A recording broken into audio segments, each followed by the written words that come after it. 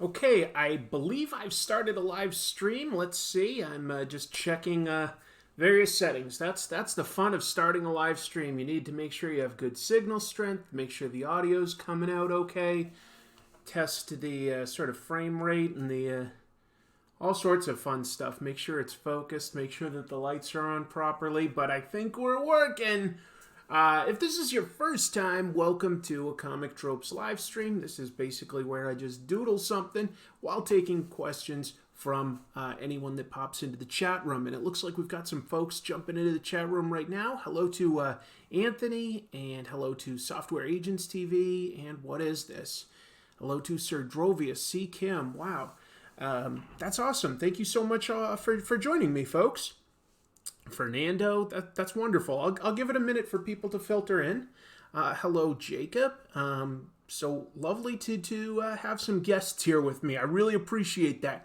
If you've got questions, throw them out. I'll do my best to answer them. May miss it if it gets really busy. Plus, I'm going to occasionally be looking at my artwork, like drawings, so I try to sort of look up and down and just sort of keep things moving. I am... No, Craig, have not received it yet, but I'm sure that it'll be any day now. Thank you so much. Hello, Aziz. Hello, Amilcar. Very nice to have some guests here. Haven't had much time to do a live stream lately. I think it's been 2 weeks, right? Hello, watchful and harmonious subscriber. So, I try to do these whenever I've got the time, and so I carved out a little bit of my afternoon today. Happy to be able to do it, and I've got sort of a very loose sketch here of some sort of like Game of Thrones stuff. Basically, hello TARDIS Rider, happy birthday. Hello Gabriel, hello Tari, lovely to see all these people. Anyway, I currently don't have cable TV. That includes HBO, but I've always I've read the Game of Thrones books and I've watched the show. And don't worry, I'm not spoiling anything. I'm just drawing some characters. It's not based on anything in particular. It just feels like I'm trying to just tell a background here. Maybe it's too much. But anyway, so I don't have cable. I've been behind on Game of Thrones for like 5 weeks. You can do a 1-week free trial of HBO through Amazon Prime. So I was waiting until I was within the week of the final episode airing, which I've just done. So I've just binged 4 episodes from this season. And I was just doodling some Game of Thrones stuff. And so that's what I felt like drawing. Wow, Craig, thank you so much. It says, can't stay on, mate. You are the king. I hope you are well. Keep kicking ass and being you. Well, I'll do my best. Thank you for your support. Thank you for everybody's support. But that's really, really kind of you. Sincerely appreciate that. Thank you. Anyway, so some of you may not know this because I only really posted it on Twitter, and I think I've only got, a little over 1,000 fans there versus the potentially, well over 50,000 subscribers that watch my show. So obviously I was only speaking to a small amount, but middle of the night, it was like 2 a.m. or something my time. I had to get up for a drink of water, went on YouTube, or I was just going to watch it. Not working. Try to get into my email. Not working. I look. My account was suspended. What? No explanation. Just says, your account has been suspended for somebody reported that you violated the terms of Google's service. What? What could I have possibly done to violate Google's terms of service? It's like, do I make the occasional, weird pun or something? Absolutely. Are there some off-color comments from viewers? Sure. But I generally don't swear in my videos, and I'm certainly not showing any nudity. I may talk about some adult themes. I may talk about that, but I try to talk about it in as clinical a context as possible. I try to be honest about the subject matter in front of me, and some of that is more mature than others. But I'm like, but this is definitely not anything that violates Google's terms of service. I never leave, any sort of drama comments on anybody else's channel. That's just, I don't have time for that, So I'm going like, what is this? Yeah, some people are like, was it the big dicks thing? But when you think about it, no, that does not violate anything. That is a silly pun. There are tons of channels out there that talk about way more, either mature or explicit things. You can curse. It doesn't violate the terms. It may potentially get you demonetized, but it will certainly not shut down your access to Google. Now, somebody, I guess, reported me for some reason, and I don't get, told who does it or where. But I appeal it. I have the ability to appeal, and I say, I have no idea why my channel would have been suspended, why my access to my entire Google account would be suspended. I have no idea. And they don't tell you when they'll get back to you. So I'm just in limbo, and I'm having trouble sleeping because I've spent 3 years building up this channel, right? That's a big deal to me anyway. It's an accomplishment. But there's nothing I can do, and, I get back to bed. And in the morning, my Google just says, you're right, you didn't violate anything, everything's been restored. And I'm back to normal. The channel never went down or anything, but I had no way of accessing it. I couldn't edit anything, I certainly couldn't post anything, and if I hadn't appealed, basically eventually the channel does get shut down. But I appealed it, and they were like, yeah, there was no problem. So I have no idea how to explain that, but it was a really stressful night for me personally. Just wondering did I just lose everything? And technically, yeah, I have all my raw files and my videos backed up on a external hard drive. So could I re-upload it somewhere at some point? Yes, that's not necessarily the concern, but if YouTube suspends you, technically you're not supposed to go back. You can like create another identity, but you're not supposed to by their terms. Anyway, so I have no idea what that was. Just some drama, some drama throughout the night. But channel is doing fine now. Just thought I'd update you. That was drams. Let's see. You are not the first pro friend this has happened to. Have you read or done an episode on Darwin Cook's Parker adaptation? What about Brubaker Phillips' Criminal? Great questions, TARDIS Rider. Have I read it? Absolutely. I love crime comics. Darwin Cook and Ed Brubaker and Sean Phillips are some of my personal favorite creators. Just love them.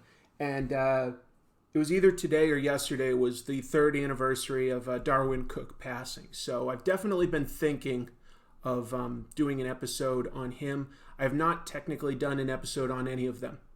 But I will, because I love those creators. I will. So thank you for that question. Let's see. B4Z3D version 2.0. That sounds like some sort of Star Wars name. I'm just making that up. All right. It says, people get a kick from reporting people. It makes people feel powerful to have the ability to take someone's channel. Yeah. And someone says it was Dave Sim. Hopefully Dave's got better things to do. Darn it, I just realized that I did not bring a glass of water, and I really desperately need one. Bear with me. I'm actually going to text my fiance just to see if she'll get me one, because it's all the way downstairs, so I'd have to leave you for a little while. Let me just ask if she'd be willing to. I don't know.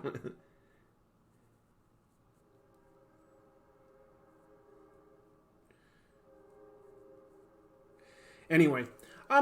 So I've been doodling some Game of Thrones here. I'm just doing the characters Daenerys, then I started putting in Jon Snow, then I maybe started doing the dragon. I really don't know if I'll have time to get to all of that, and honestly, I think I made these eyes just a little too big, but I'm going to just sort of work through it and see what I can come up with.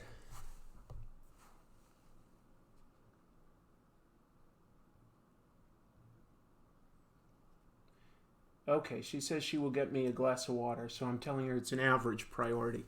Some questions, cool. Not like you were praising the great DC villain Snowflame, exactly.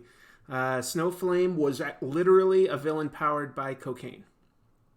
I came for the spoiler. There's no spoiler here, Michael. I don't have any spoilers. But there's another thing that happened. So some of you know that my sort of day job, what I do to pay the bills these days is I sell used cars. I'm a car salesman. I was working with a customer the other day, and he's like, "Oh, can you cut me a deal?" I'm like, "No, the price is the price." And then he goes, hey, do you watch Game of Thrones? And I was like, I do. I haven't seen it yet, but yeah, I like that show. I thought he was just trying to make conversation. And then he's like, oh, give me a deal or I'll start telling you all the spoilers. And I was just like, don't do that. And he didn't. That was an unpleasant threat to receive. That's just so weird to me. You know, I grew up in a time where there was not even a word spoiler, so to just sort of now have customers be able to like try to use that as leverage. Oh, cut me a deal or I'll spoil you. Good to hear your channel is still here. Do you have any thoughts on the art of John Bogdanovich? Just that I really did like it when he was on, I want to say Man of Steel, but it was one of the 4 Superman books, and I kind of liked his style. It's very unique. I really struggled to think of who else you could compare it to. I recently discovered Jonathan Hickman. Any thoughts on doing a video on him? Definitely. I think he's a really strong writer. Given some thought to covering one of his books like East of West, Avengers, or Fantastic Four. They've all been really solid runs. And now he's about to do X-Men. So I think he's a really good writer. He plans ahead. He sort of has like a fully formed big arc and then puts littler arcs within it. And I really appreciate how well structured he is. What's your opinion about Game of Thrones book versus series? Well, cool question. Personally, I definitely at this point come down on the side of really preferring the books. There was a small time when they were the show was adapting essentially book 4 and 5, and book 5 hadn't quite come out yet. And I did think that the show was making some small improvements because book 4 is a little slow and it doesn't focus on all of your favorite characters. So for a little while, I was like thinking that the show was maybe making some small improvements. That said, as soon as they passed the books, I do think that the show just sort of became a much more generic action-y show. Much more action. Characters not quite as deep or nuanced. So it's a little frustrating to see that happen. I enjoy it. I really, really hope that George R.R. Martin does finish his books because I think that I'm going to prefer the books. There's a lot more characters that never even made it into the show. I'm curious what happens with those subplots. And I just sort of feel like the sort of end game is going to be more nuanced. That's just my 2 cents. Do a video on generic comic book from the 80s, okay? I'll think about that. Hello to Evilest Badger and Gabriel, and have I seen the HBO Watchmen trailer? I did. Didn't do a lot for me. I don't like to prejudge stuff. I think you guys know that, like, I'll be very honest with my opinions, but I also try not to be overly judgmental on something that isn't complete. That said, I definitely come down on the side of being frustrated at the greed that DC exhibited with Watchmen. For those that don't know, and I know a lot of you do, but when Alan Moore and Dave Gibbons elected to have DC publish their story, Watchmen, and some of you have recently watched, the Dave Sim episode might know this. There were not really graphic novels in 1986 or so when Watchmen finally became a graphic novel collection. There just wasn't any room for that. They didn't do reprints like that. They just did individual issues here and there. So anyway, all that means is that they signed a contract with DC that simply said DC would publish the collected edition of Watchmen, and once it went out of print, the rights would revert to Alan Moore and Dave Sim, the creators. They had no reason to expect that was any sort of weird language because there just hadn't been contracts quite like this before, and pretty much no comics were ever kept in print. They were printed once, maybe a second reprint. That's about it. Instead, because of a clause in there, DC, as long as they reprint Watchmen every year, they retain the rights to it. Now, Alan Moore never intended that, so I do sort of feel Like, is it his mistake? Yeah, maybe he should have consulted a lawyer when signing that, but it was a brand new type of contract, and he didn't really have any reason not to think that he wouldn't get the rights back. So it's a little sad that like DC has continued to sort of monetize and use a property that was really more intended to be a creator-owned thing. So just kind of sad.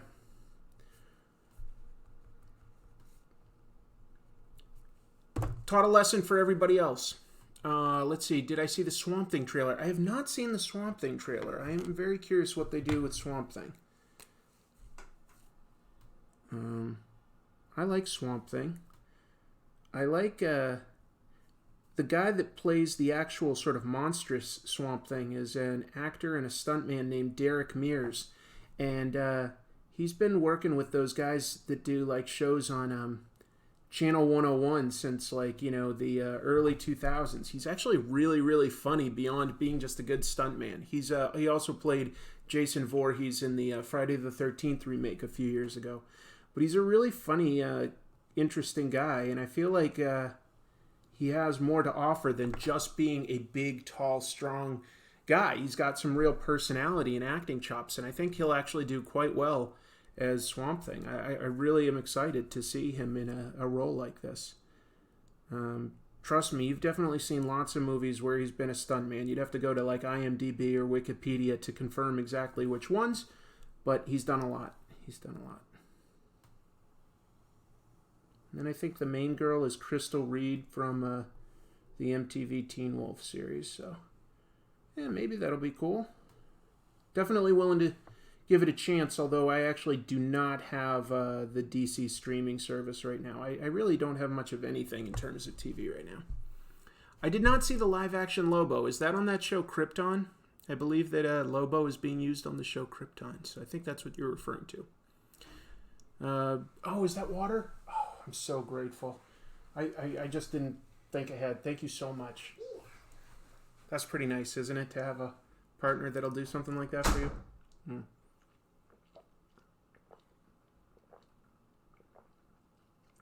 Wow, B4Z says that he or she ran into Alan Moore at the local comics shop and lived in the same town. That's amazing. I haven't seen the Doom Patrol series either. Like I said, I do not have the DC Universe streaming app. So, curious about it. Have not seen it. At some point I will. Wasn't Dick Durock the first Swamp Thing from the Adrienne Barbeau movie? He was. He was actually in the first two Swamp Thing movies and the USA Network television series. He played Swamp Thing in all of them.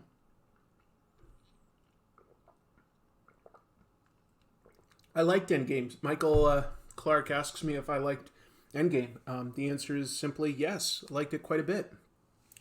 I think I may have preferred Infinity War slightly more, but that's like just really personal preference. I thought that it worked well. I thought that it worked emotionally very well. I think that they offered sort of whatever closure you can in a universe where they intend to keep making movies, but they added a lot of closure for a lot of characters in a overall very satisfying way. I enjoyed it. I look forward to watching it again sometime, and yeah, so I'm definitely looking forward to the next Marvel movie, Spider-Man. Spider-Man's my favorite character, pretty much.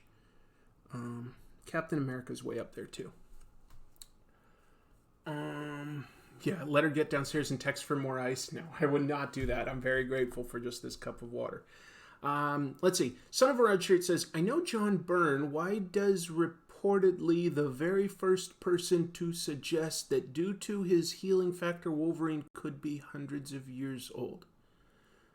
Okay, don't quite understand all of that, but I think what you're saying is John Byrne may have been the first to suggest that Wolverine could be very, very old. And I think you're right. And, you know, John Byrne was one of the first people to work on Wolverine, especially on an ongoing basis.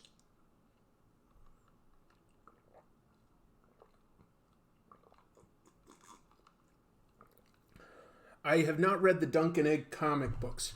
I'm aware of Dunk and Egg, but I have not seen those comics.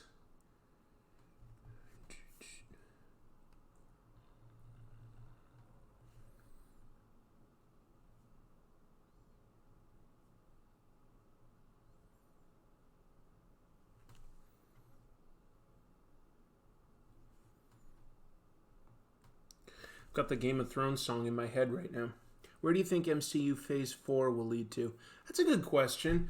I think that, like, one of the most realistic things is that it'll not be as long as Phase 1 through 3. I think that, like, each phase will now sort of be, like, maybe, 6 movies or so and have, like, sort of a mini arc for that phase. I don't think that they're going to do a 10-year plan again. I think they'll do more like a 3 to 4 year plan. I think it's very possible they could build up to something cosmic, including Galactus. I think that I know the Eternals are part of things. Fantastic Four, not yet. So I think that they'll hang on to the idea of Doctor Doom for the future. Obviously, they could do something with the Skrulls, but that would take a little while too, because the Skrulls have sort of not been set up as that evil at this point. So that would sort of take a couple movies to set up. I mean, I guess they could do it. I lean towards the idea of Galactus being the big threat. Galactus or Celestials, which could sort of be about the same thing. Could be Celestials. We saw a glimpse of Celestials in the first Guardians of the Galaxy movie. They're very entrenched with Eternals comic lore. So something like that could be very possible. I think if Sony and Marvel agree to renew the rights to sort of like keep Spider-Man in the MCU, then Norman Osborn will very likely become an ongoing big antagonist for the sort of non-cosmic stories. But we'll see. Those are just some of my thoughts. Do I know anything? No. I know nothing. Like Jon Snow, I know nothing.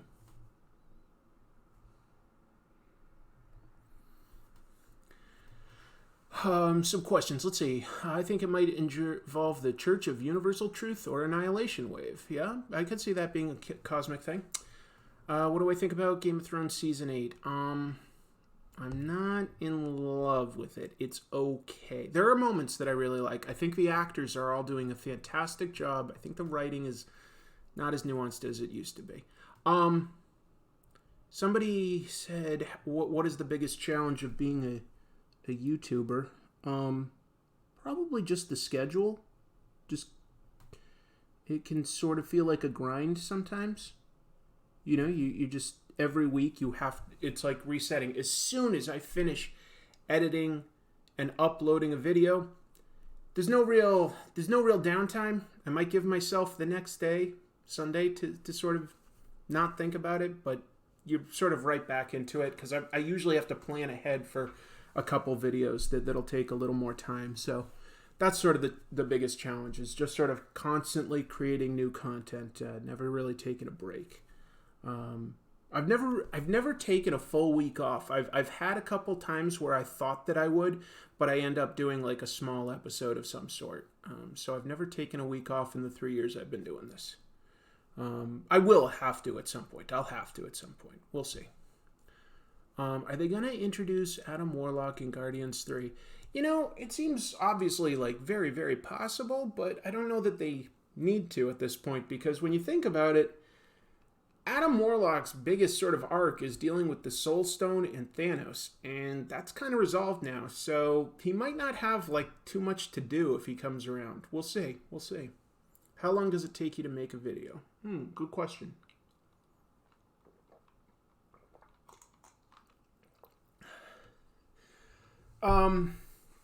I would say in general, it takes me about 20 hours to make each episode of Comic Tropes. That includes the time to do some reading, research, and writing a script. I do write like a full script these days. Recording will usually take about an hour or so. And then I will then editing is what really can take the most time, because that's where I really form the final product, where I maybe cut something or re-record like a little bit. Takes a long time to scan or gather images. That's the part that takes the longest. I would say that usually takes 8 to 12 hours. Oh, nice. Thank you, Jamie. Let's see. It says, it's a super chat that says, "This is for the Dave Sim episode. Keep up the great work." Thank you. That one took the most time of any episode I've ever made. One Piece comes close, just because I recorded a lot of that in Japan, and I sort of went to different areas to record, and there was a lot to familiarize myself with, but I sort of limited my scope of what I was discussing to mostly some of the earlier arcs. So I sort of like limited the scope to a degree. But Dave Sim, with 300 comics across like 24, 27 years, that was a lot to study. Because I read it, yeah, but I had to sort of like reread most of it, and yeah, it I'm trying to think of like how many hours exactly, but it was well over 30. I would guess that it was somewhere in the vicinity of like close to 40 hours to do the Dave Sim episode, believe it or not. And I know it probably just seems like any other one that I've ever done, but yeah, it did take a long time.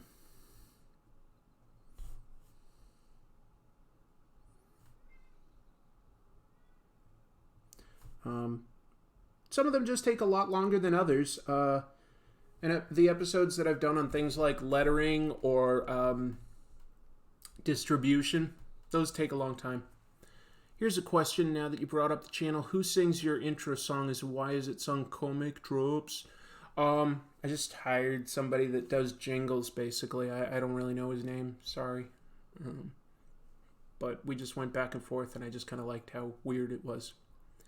I just heard about that the other day. Isn't that an Avengers group that's supposed to have Conan the Barbarian and Wolverine on the same team?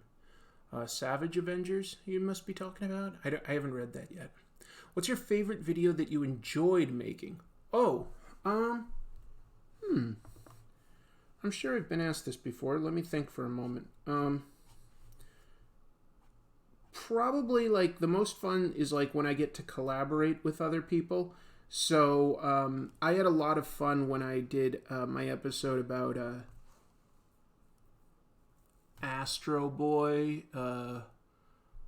by I'm blanking on the creator's name. He's like the grandfather of manga. I keep thinking of names like Katsuhiro Otomo and Naoki Urasawa, but it's Osamu Tezuka. That was fun because I was in LA and I did it with a friend, a really close friend, and we were just having fun and being silly. So that was the most fun I've had making an episode.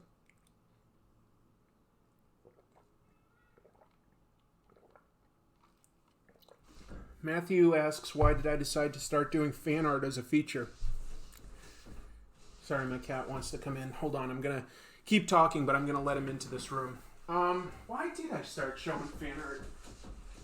Come on in, buddy. It's up to you. I guess some people must have sent fan art, and because I didn't solicit it initially. People were just sending it, so I was like, well, I'll show it.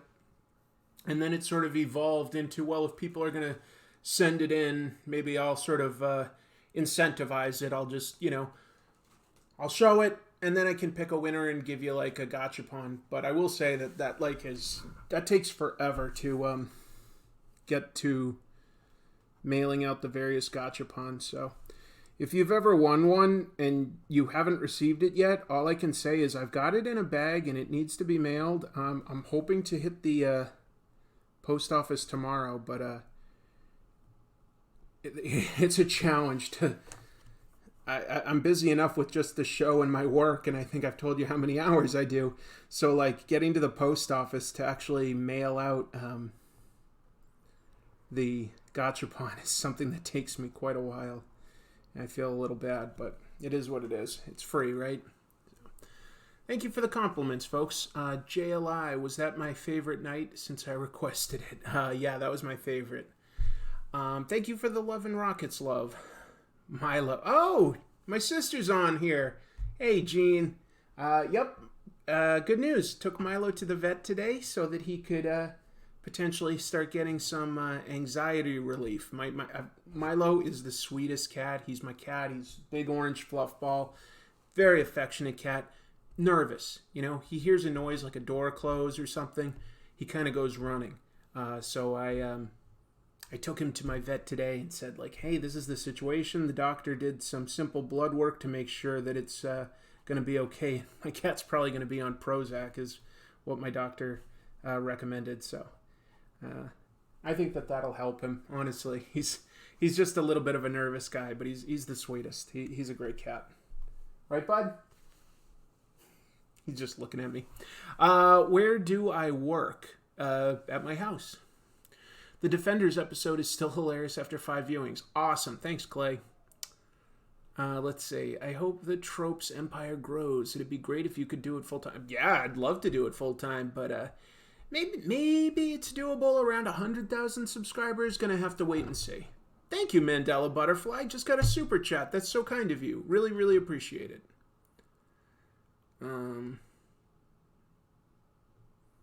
J. Andrew World says, the episode of Osamu Tezuka is the closest I'll ever have to my work covered on this channel. And I think that's because my friend Jason helped edit a book called Artists Against Police Brutality. It was people like writing stories about police brutality, and J. Andrew World illustrated one of those stories. So I think we mentioned that book in the episode. Can you share why they suspended your Google account earlier today? I talked about it at the top of the show. I don't know is the answer. They did not give me an explanation. Apparently, they do not owe me an explanation. It's just something that happened.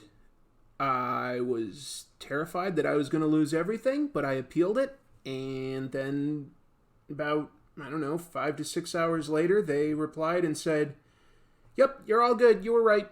Here's your channel back. Don't know what that was about. Just that somebody reported me for something, and Google was like, yeah, never mind, that was nothing. And they don't want to tell you because, they don't want to be responsible for, like, if somebody that has a channel finds out that somebody complained and then you retaliate against them, well, then, like, they're liable. So they don't tell you, like, who complained or what the complaint was or anything like that. I'll never know. That's life. It's in the past. It was scary. I'm glad to have my channel. I was like, yeah, I'm gonna live stream today because if I ever lost this channel, I'd be very depressed about it. I'd be very upset. I really value this. I feel like it's something that I've built, but I haven't done it alone because a lot of what the channel is a community, It's a bunch of people that appreciate comics as a literary medium and like to hear it analyzed. So, otherwise it would just be me speaking into a vacuum, I'm saying, without some great followers that give great comments and start discussions. So, appreciate it. Maybe they reported all about the big dicks. Nah, I thought about that, but I really don't think so because there are way more... There are channels that push the boundaries a lot more than that, and, it doesn't seem to be an issue. At the end of the day, that's a pun. That's really not anything that they'll shut down a channel for. They might demonetize you if they think it's super offensive, but it ain't anything they're going to shut you down over. Anyway, it got resolved. I'll never know much more about it, but that was the drums. Mr. Car Salesman, what kind of car would you match with Spider-Man, Barry Allen, Foggy Nelson, Aunt May? Well, let's see. I'll start in reverse. Aunt May lives in the city. So she needs something kind of probably small for parking and kind of fuel efficient, because she's going to be just sort of... she doesn't need like a big SUV or a pickup truck is what I'm trying to say, you know? For those occasions you like hire somebody when you're in the city. So I would just probably recommend to her something that's small but like has good safety. You know, I'd say let's take a look at something like a Honda Accord, maybe. Maybe you'd be comfortable in something like that, because I don't think she has the budget for necessarily luxury, but like something like that, probably low maintenance costs. Foggy Nelson, well, he's a lawyer. He probably needs something a little classier to potentially take some clients around. So I'd actually show him something like an Audi or a BMW, maybe a Mercedes-Benz. See if that's within his budget. Try to get him one that matches there. Barry Allen, he doesn't need a car. He can run. He doesn't need a car. Spider-Man doesn't really either. I don't know what he'd use a car for. Those two guys can use their powers. They don't need a car.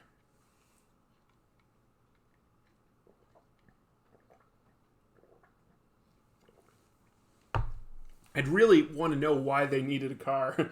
And I know that they're not going to tell me that they're like, you know, a superhero, but if Peter Parker is telling me that, you know, he's like, I don't know, either a teacher or a photographer or something, I'd just be like, what exactly do you need the car for? I need to know more about this situation before I can make a good recommendation there.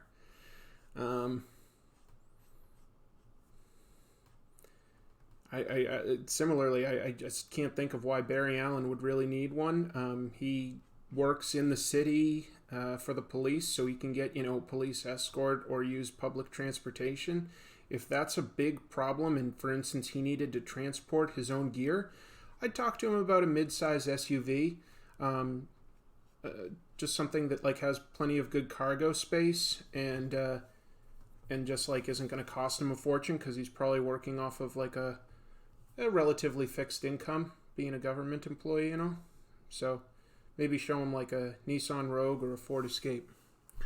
How long have you been an artist, and what are the biggest influences on your style? I don't know. I've always drawn. That's all I can really say. My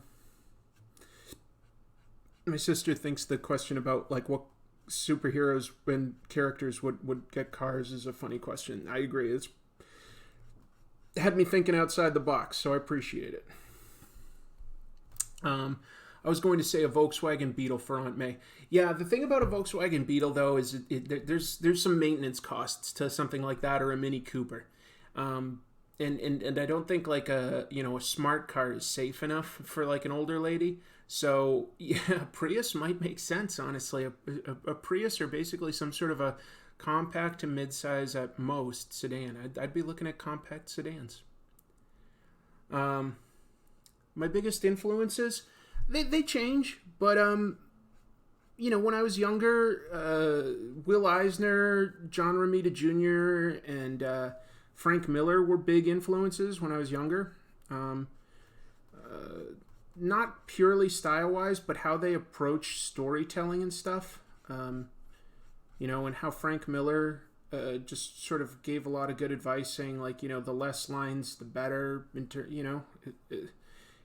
And then as I've gotten older, there's certain artists whose work I radically admire, like, Stuart Immonen. I'm really going to miss him. I really like the shading and sort of noir-esque quality of somebody like Sean Phillips that I just can't really draw like that. So it's tricky. My sister says that I was very good at drawing her superheroes on restaurant placemats. Whenever my family would go out to dinner, I always would bring a pencil in case they had paper placemats somewhere.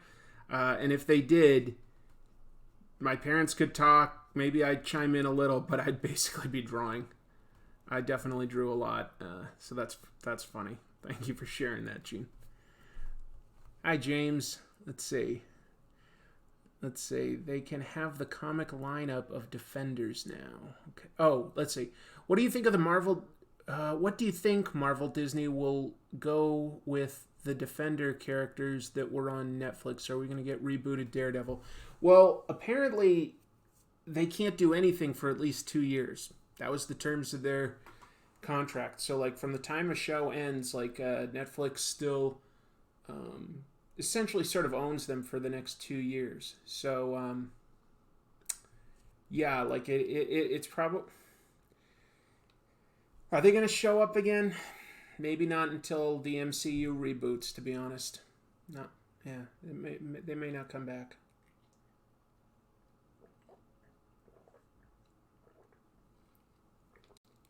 Marvel will have to reboot the MCU when you think about it, because they just can't keep all their main characters for long enough. You know, they don't really. They're not going to be able to have the core Avengers cast showing up regularly for much longer, if at all. And, you know, minus maybe one or two exceptions.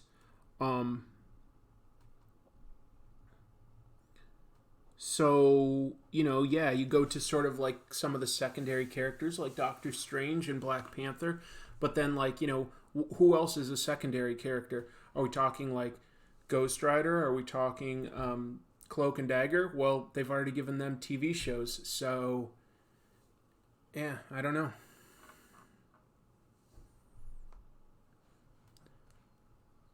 I was almost half expecting an MCU reboot after the snap. I predict, you know, we'll see something like a Phase 4, probably a Phase 5, and then we could really be looking at a story that like goes towards like a Secret Wars-esque reboot. It could allow them to potentially keep some of the actors that want to stay and like recast roles, sort of reboot it. So that's what I would expect to see.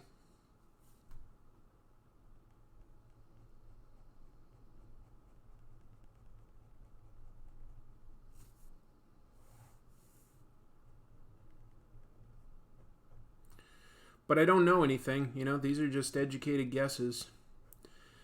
And some of that is just trying to be based on, like, realistic business as compared to just, like, you know, wish fulfillment. It's hard to predict exactly because there's really never been anything quite like the Marvel Cinematic Universe, which is in a lot of ways closer to sort of an ongoing TV show that's just being shown in, like, movie format because of the connections.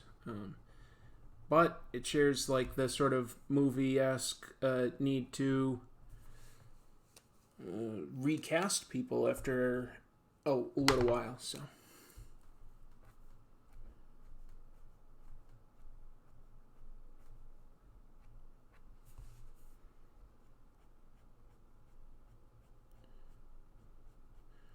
we shall see. I want a caddy infighting defenders team. Yeah, the Google stuff did work out. Thank you. Let's see.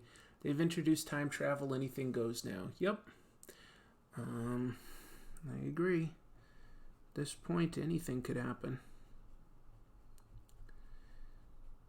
But also, at a certain point, like, a lot of us are preconditioned to accept anything goes in a movie, and a mainstream audience not as much. And Marvel's definitely pushed what people are sort of able to comprehend in terms of adding all sorts of different types of sci-fi rules in terms of, you know, there's magic, there's aliens, but there's, you know, otherworldly realms, like from Black Panther or something. There's all sorts of amazing things.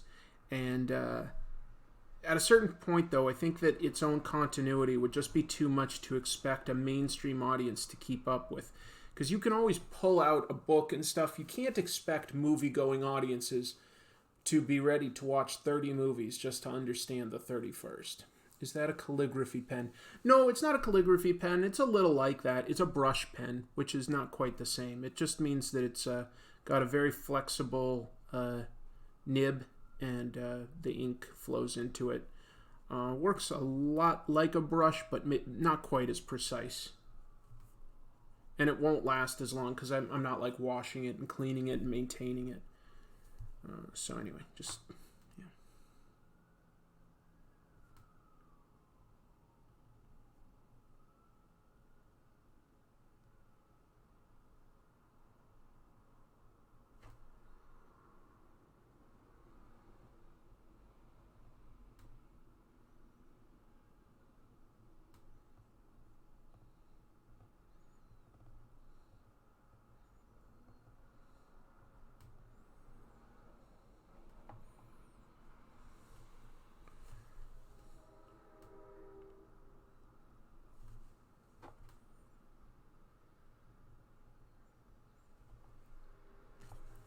What else? They need to do more movie tie-ins. I don't know, maybe. No, I'm not going to do that, Sean. Something I would have liked. I missed a couple things, sorry. Just bought a Pentel brush pen, and I'm pretty into that these days. Well, they're very easy to just pick up and use. Brush pens are very easy to use. Do they produce the absolute top tier results? Probably not really. They're good, not great.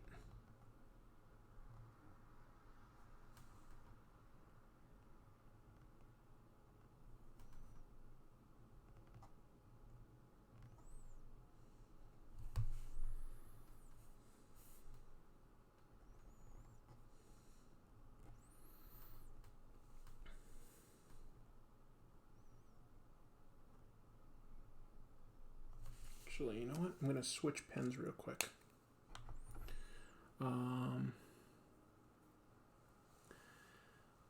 The Pentel Pocket Brush is a fantastic brush. Well, awesome. You know what it is? It's whatever works for you as an artist works. That's what I would say.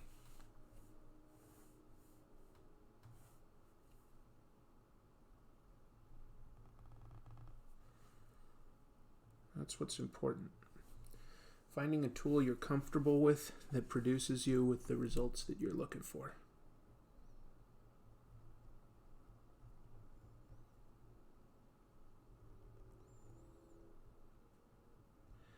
And ultimately, it's a poor artist who blames their tools.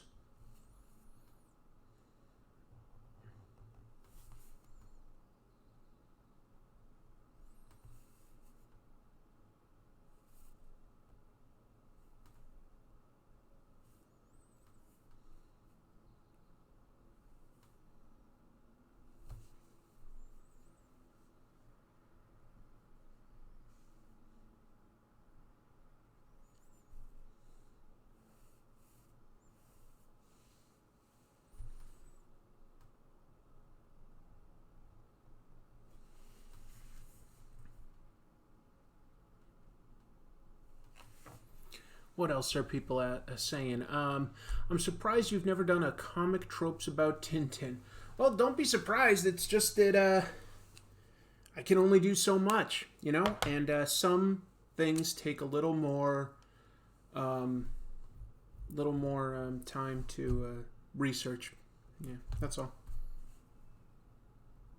So there are definitely plenty of big name creators and titles that I have not had an opportunity to get to yet, and sometimes it'll just take time. I just can't do everything all at once, but stick with me, and I'm sure that I will get to it. Maybe more than once, even.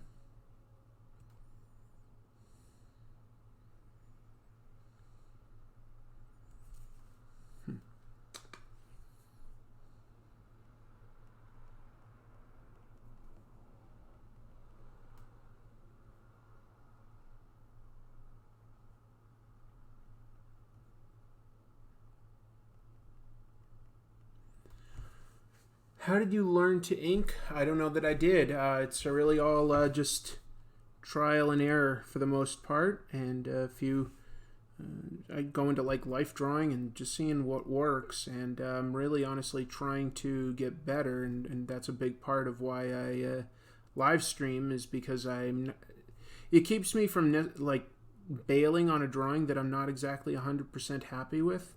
I'm just going to sort of see it through and do the best I can with it, and that sort of forces me to just move forward and do the best I can. So hopefully that makes sense. It's all trial and error.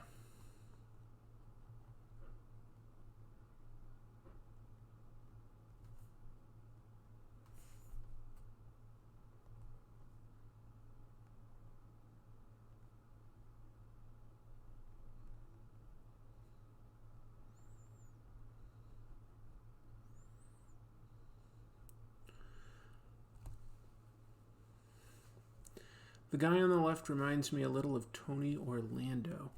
It's my take on Jon Snow. I'm trying to, while I was inspired to do this by binge watching the TV show in the last couple days, I'm also sort of trying to not be beholden to doing just drawing the actor. I'm sort of trying to keep in mind what I've read from the books. So it's sort of a blend of influences on these. Hopefully that makes sense. I found tossing my easel out the window is pretty effective when a drawing isn't cooperating. Yeah, I believe that. Asterix and Obelix's popularity in Europe is pretty crazy. That's definitely one I'll also discuss at some point. There's plenty of bande dessinée that I want and feel I need to discuss, because a lot of it's been very influential worldwide, and these are very well-read comics. Like, lots and lots of people have read this stuff, so definitely would like to discuss things like Asterix and other famous French comics. I really like to talk about Black Sad sometime soon. Black Sad is a really amazing comic when it comes to the artwork. Wow, some of the best out there. Anyway, there's lots of stuff. Have you read The Invisibles? Do you like The Matrix? Do you feel like The Matrix stole from Grant Morrison? I have read some of The Invisibles, and I've read about the idea that The Matrix stole from it. I don't know that they really stole from it. I think that they blended together a lot of existing influences, but I don't feel like it quite tells the same story.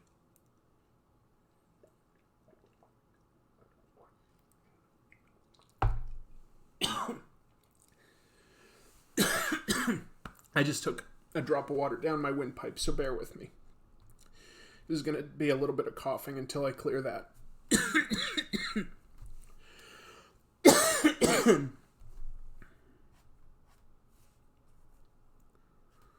Whew.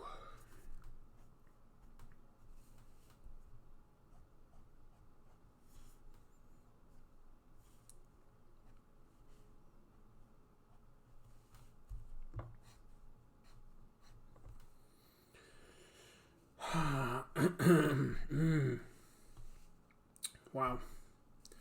Sorry, I really feel it right now. Damn.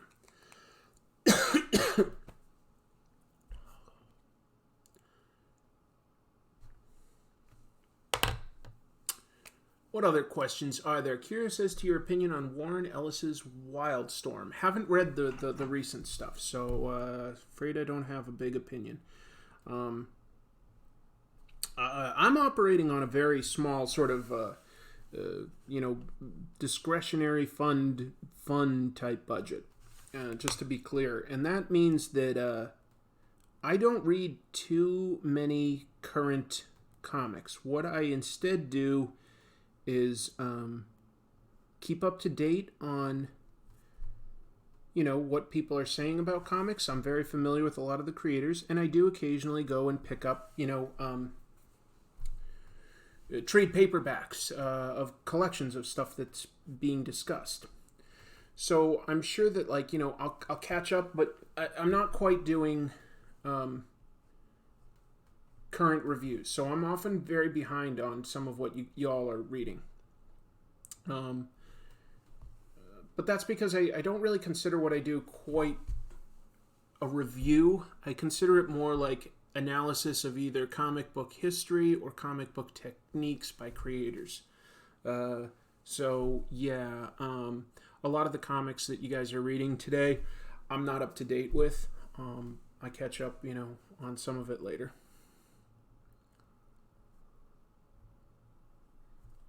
Hope that makes sense.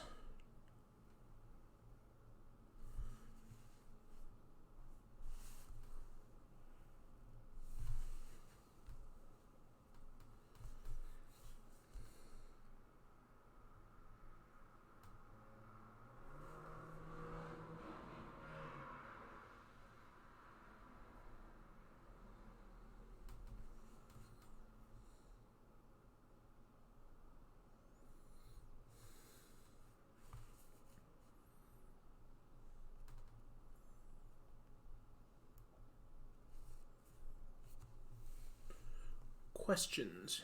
Welcome back, J. Andrew. WB said they're doing a Shazam sequel and now they're backtracking? Oh, I haven't heard about that. I have lots of long boxes of 90s and 80s comics, but no desire for more books.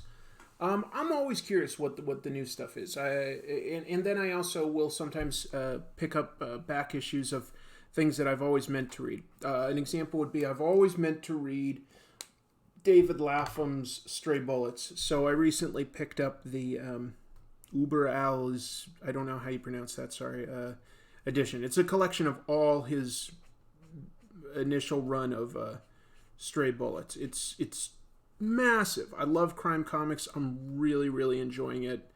Definitely somebody that I plan on covering at some point. When you're talking about an indie creator that's accomplished a lot, David Lapham's up there, and the amazing thing is that, he really broke in doing very mainstream work and decided to instead do his own thing for the most part. And it's really interesting history. So that'll be somebody I'll cover sometime soon. A lot of people after I did Cerebus were like, why haven't you done a Jeff Smith episode on Bone? And I'm like, I'm getting to it. Just, can't do everything all at once. But I will get to Bone. I actually really like Bone. And I generally like Jeff Smith quite a bit. But I sort of felt like having an episode about Cerebus first helped inform a potential future Bone episode because they knew each other. Bone sort of followed a lot of what Cerebus did first. And it was important to talk about the accomplishments of Dave Sim first before you get into somebody else. Do you feel like modern comics are played out? Not at all. Not at all. I've been reading comics long enough to tell you that, no matter what, there's always sort of going to be no matter how popular comics are with a mainstream audience, a reading audience, like the overall audience, sometimes the numbers are way up, like in the 90s speculator era. Right now, they're sort of lower, but not like at the bottom. Like it's been lower before. No matter where it is, there's always good creators and average to poor creators. It's not about the characters necessarily. It's not really even too much about the editorial, in my opinion, although they do direct. For the mainstream superhero stuff at DC and Marvel, there is influence from the editorial team, no question. But it really just comes down to how much talent is there in the industry. And there's always some talent that's the cream of the crop. So when you say, are modern comics played out? No way. There's always something good out there. There's something great out there. And I'm definitely still finding great stuff out there. Is some of it bad too? Yeah. And that'll sort of end up being, I say your mileage may vary.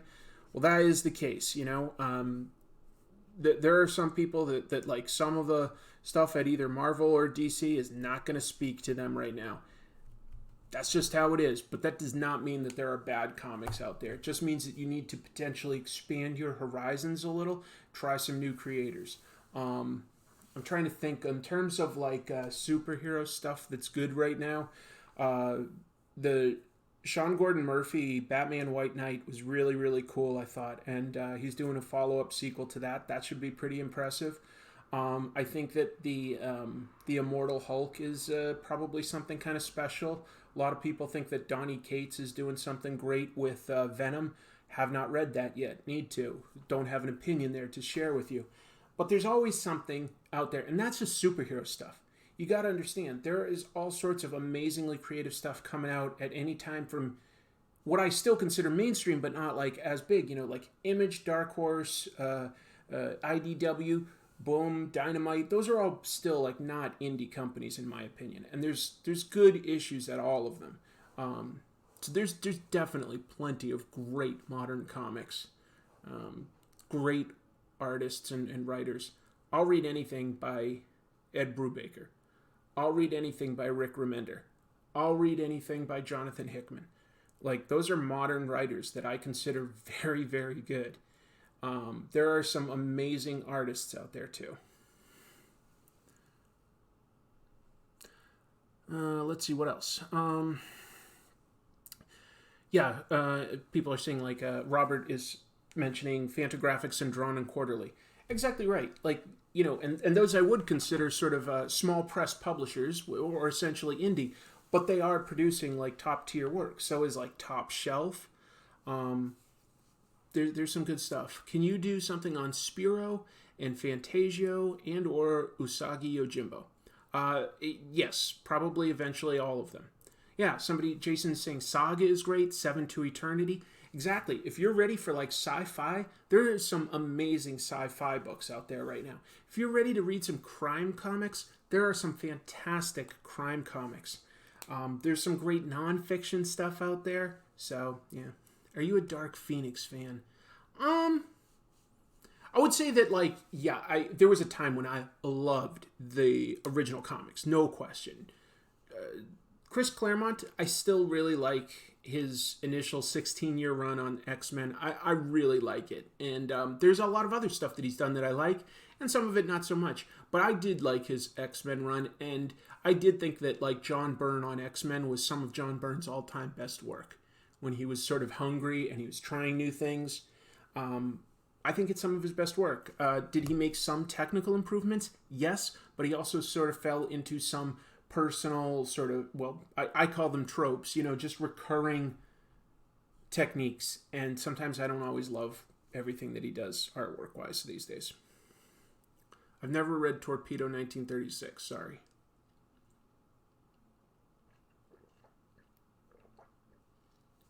So you say, Robert, you say post Claremont X-Men is mediocre, and I know some people will disagree with me, but, I loved the Grant Morrison run on New X-Men. I really liked that. I really liked Astonishing X-Men by Joss Whedon. I thought that was really strong. Not necessarily in the top 10 best arcs, but really, really good. I thought that if you go to sort of extended X-Men world stuff, X-Statix is awesome, and Uncanny X-Force by Rick Remender is awesome. So there's still, like, some really dope stuff. I didn't really care too much for Sovereign 7. I gave that a shot. I wasn't too into it. Yeah. You were going to say you were planning to do a video on Usagi Yojimbo? No, not really cut off. I just that I'll probably cover that at some point. I don't have it on the calendar in front of me right now, but definitely stuff I've thought of. Also Spiro. Jason Aaron's Wolverine series. I've read a little bit of it, and there was some really good stuff in there. I also really admire everything Jason Aaron has done for Thor. I've enjoyed a lot of his stuff that he's done on Thor. You binged Transmet a while ago. Yeah. I feel like I'm in the minority. Derek Robertson's artwork isn't, like, bad to me, but it also doesn't excite me. But that's sort of something where I'm just like, I'm not trashing that guy. That's not a selling point for me. But it's readable. He's good panel to panel, like, storytelling. He's solid. It's just a little, like, maybe muddier than sort of the style that I tend to like, which is very clean and detail oriented. And some people say that, like, that's doesn't look real enough or something. And you know what I'm saying? I'm just saying, like, everybody has different opinions there. So Transmet is, like, a lot of people love Derek Robertson's art, and that didn't speak to me as much.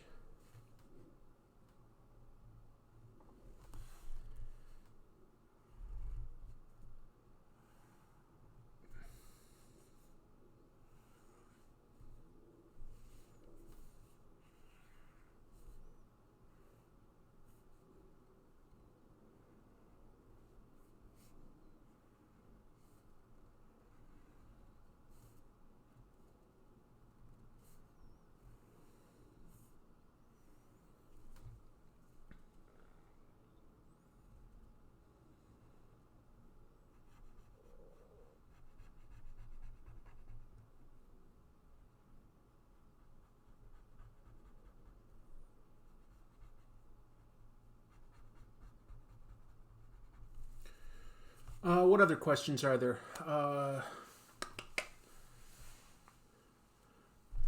Loved Jason Aaron's Doctor Strange. Oh, see, I never read that. That's interesting. Jamie says, I bought Transmetropolitan Volume 1 on Comixology. Looking forward to it. However, was between that or Volume 1 of Grant Morrison's Doom Patrol run, did I screw up or what? I don't quite understand, sorry. Derek Robertson is a lot like Mark Bagley. Yeah, maybe. I feel that's like something that frustrates me is I sometimes realize that I don't exactly always remember to spell out explicitly what my thesis is for an episode. And my thesis for the Mark Bagley episode was more people have seen Mark Bagley's Spider-Man than anybody else, any other artist. Mark Bagley was the artist on Spider-Man for the period where Amazing Spider-Man had its all-time highest sales ever. Higher than Todd McFarlane, higher than Eric Larson.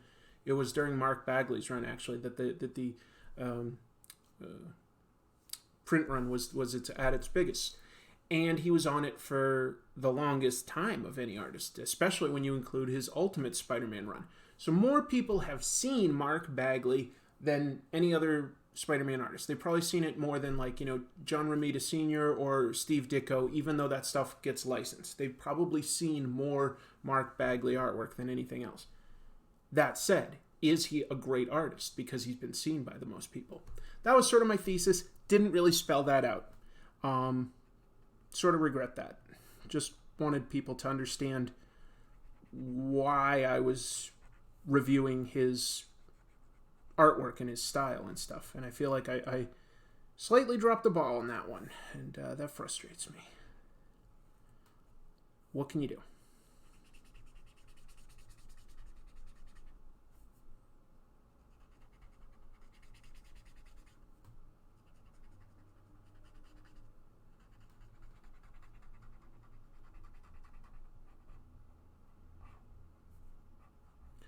So that's just one example. Every once in a while, I sort of forget to explain the point I'm trying to make. And I'm just saying that, the show's not perfect.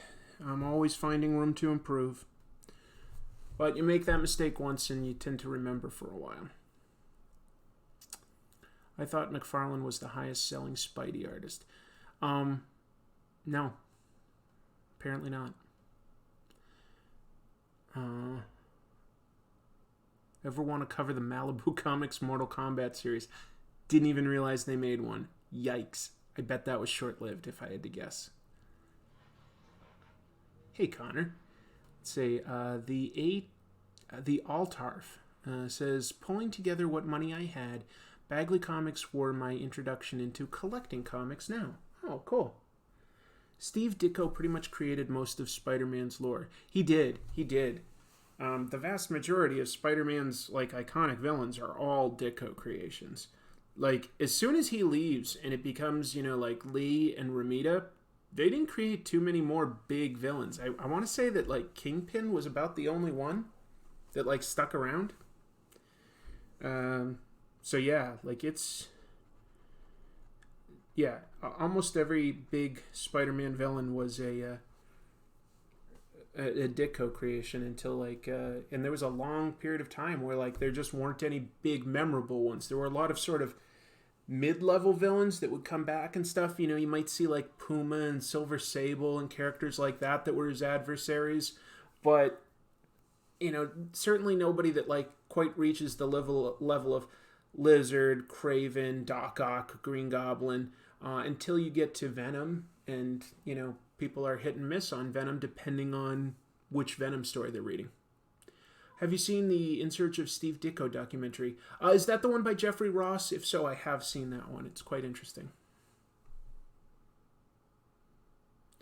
Speaking of Malibu, Ultra Force cartoon clips have been popping up in my recommendations lately. Oh, that's interesting.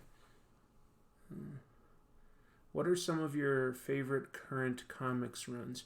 Well, like I was just saying just a moment ago, I'm not reading a lot of modern comics. I pick them up a little later. But if I had to sort of list some stuff that I'm reading, regularly now, it'd be like anything by like Ed Brubaker and Sean Phillips, like their criminal stuff. It would be anything by like Sean Gordon Murphy, anything by Rick Remender, and then My Hero Academia I'm really enjoying. Does anybody remember the Spider-Man villain, the Kangaroo? I do. He wasn't the only Spider-Man villain that could jump real high. They also created the Leapfrog. Pretty unmemorable.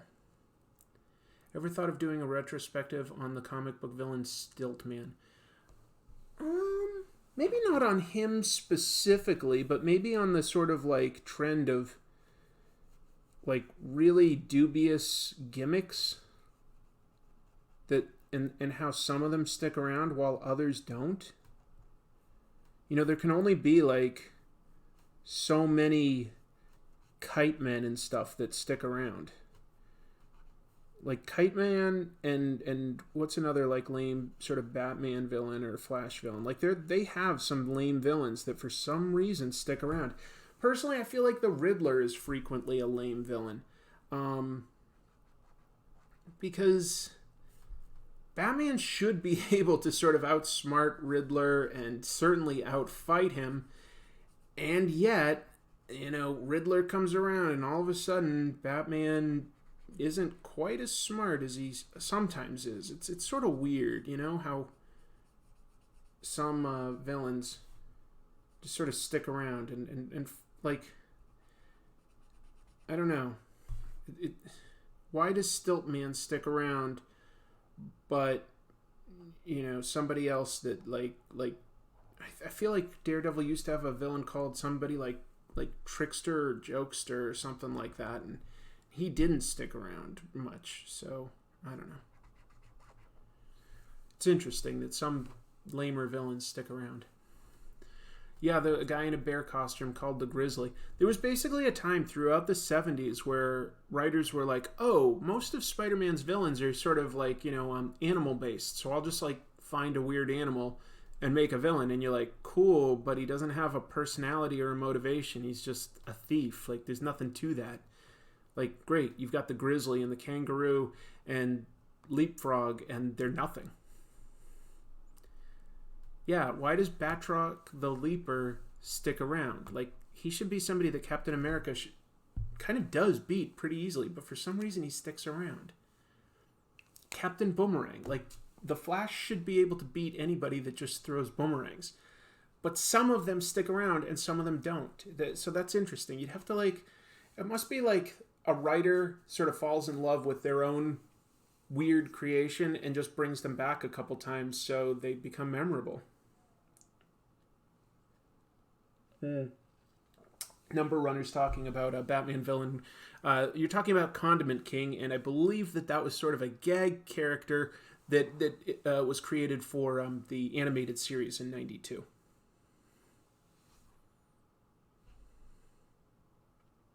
Are there any ultra-violent comics that I've enjoyed? Absolutely, man. I mean, sometimes Judge Dredd can be ultra-violent. There's been a lot of great Lobo stuff that I've enjoyed.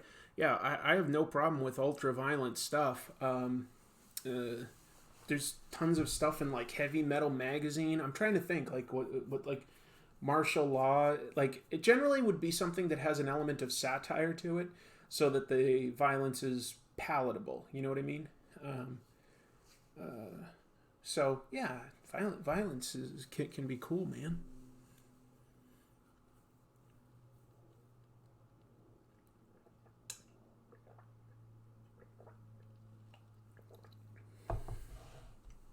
Violence for the sake of violence is nothing. Violence in the context of action where it is presenting conflict has dramatic consequences. Violence for satirical purposes, it can be funny. Like the violence in the original movie RoboCop, that's some pretty extreme violence, but it's kind of satirical. It's funny a lot of the time.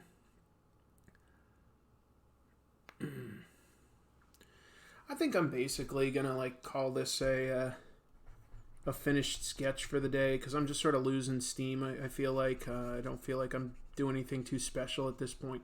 But I want to also say that like I've had a great time talking to everybody tonight.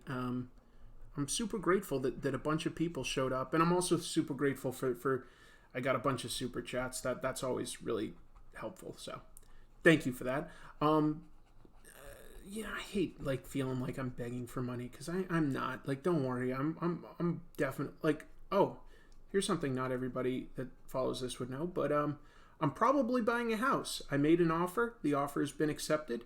I haven't closed on it yet, but I am moving forward, and so that's some pretty exciting news in my world. Been renting for the last several years, and I have owned a house in the past, but I moved across the country for a job, and anyway, I'm just really excited that I'm back at a position.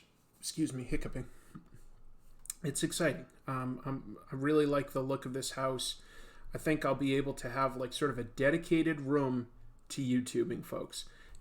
It's pretty cool. I should be able to have a little more space. Like, I can potentially redo the set a little bit, maybe like focus the angle a little bit better, have some real room for editing.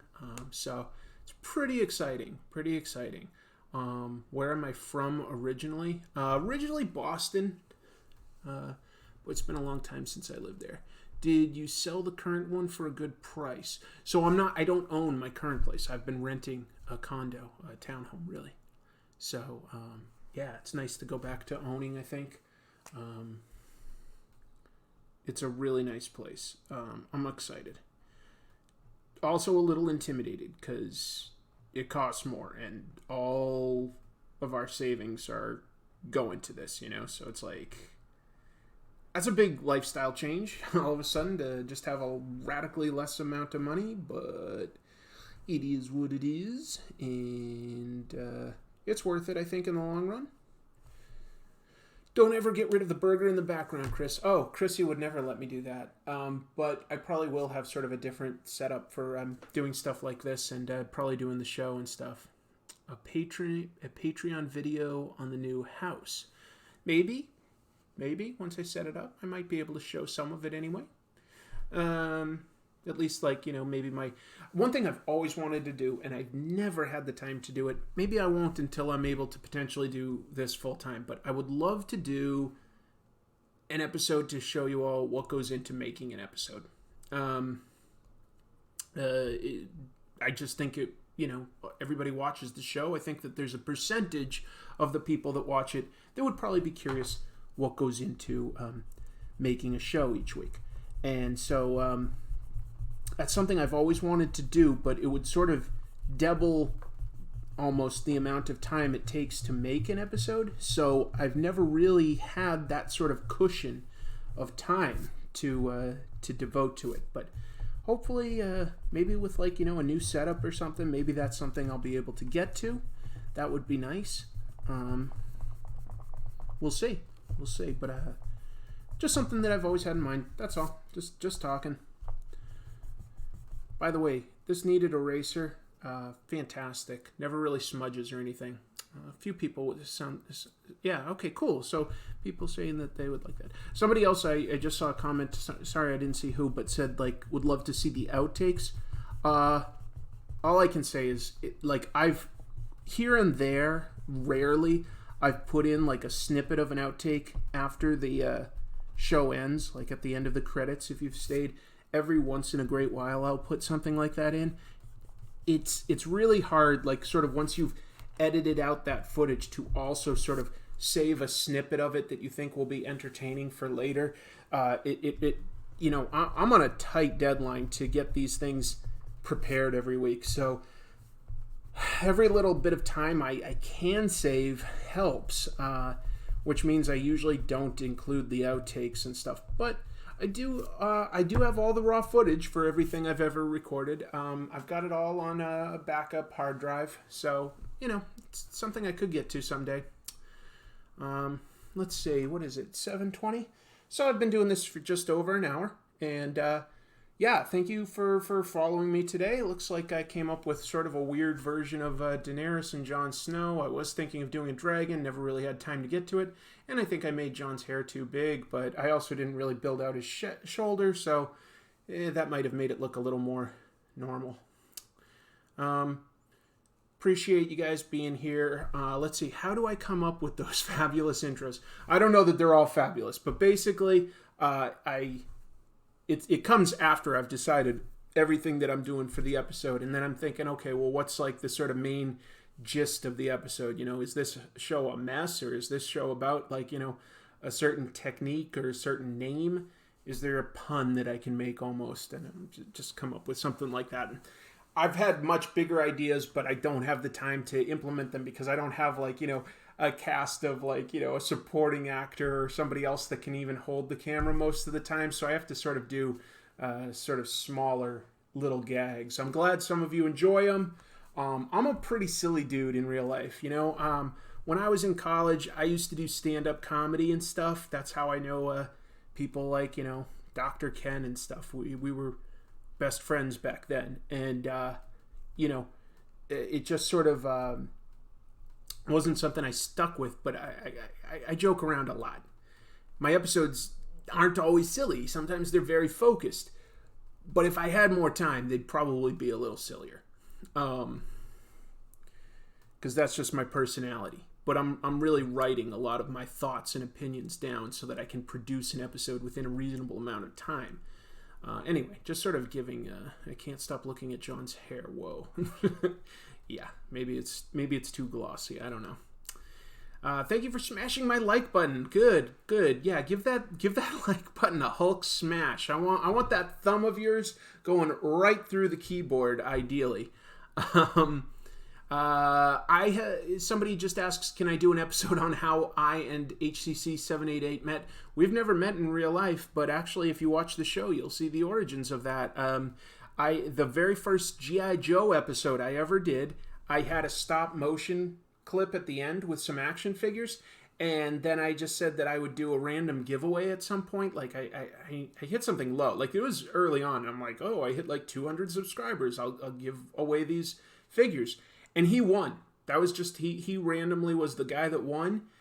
I didn't know him, but I sent them to him, and we struck up a friendship through that because we were just communicating on getting his address and stuff. And it turns out we're just very similarly minded in a lot of stuff, and we're pretty much the same age. So we just have a lot of the same reference points when it comes to history and pop culture and stuff like that. So nothing too exciting there, but great YouTuber, Hooded Cobra Commander 788.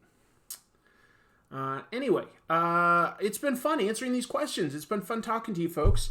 Next time, you know, I think I still have one commission that I need to finish for like my friend's project that I helped with his GoFundMe. I think I need to draw Hush, the Batman villain Hush. So I've still got that. So expect, like, hopefully within a week I can do another one of these. This was just for me, for fun, nothing more than that.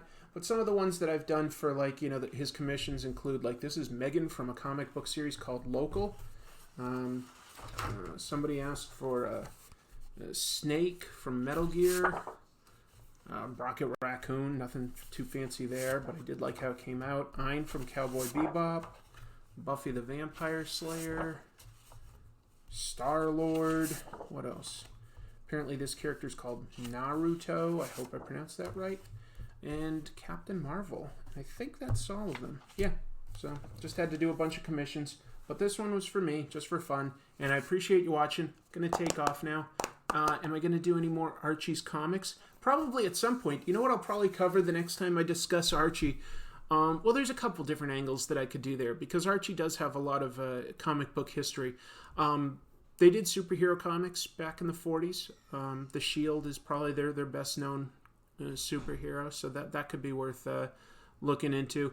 But also maybe Dan DeCarlo and his sort of techniques, because he formed what became the Archie house style. Up until then, Archie actually had several different artists drawing in much more different styles until it sort of became a house style. So discussing Dan DeCarlo could be potentially interesting. Would love to see some personal comics projects from you if you have any. I've got some comics out in the stores. If you want to go on Amazon or go to your local Barnes & Noble, you can look for either Trickster, True Tales from Native Americans. I have a story in there that I illustrated, and Colonial Comics Volumes 1 and 2. Those are all anthologies written by either Native American tribe members in the first instance, or actual historians in the second. And I was hired to illustrate stories for those. So those are very mainstream comics that you can find. Educational comics, but comics you can find pretty much everywhere. Other than that, lots of indie stuff that's probably out of print at this point. I can't think of anything specific to recommend. But appreciate you asking. I'm going to go. Time to feed my cats and have dinner myself. It's food time. And I got to work on the next comic tropes, which is definitely going to be a very different one. Thank you, everybody, for being here. Going to take off now. Until I see you next time, keep reading comics.